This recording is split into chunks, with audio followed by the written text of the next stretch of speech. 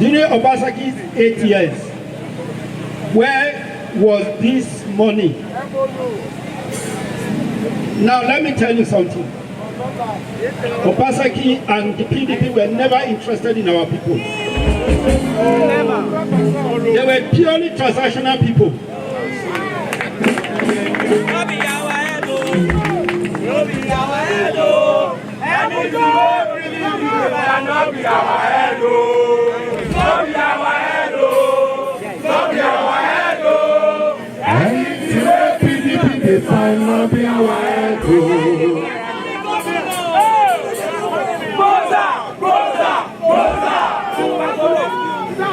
You know, there used to be an adage in our place that when a masquerade is dancing very well, check who tied that masquerade.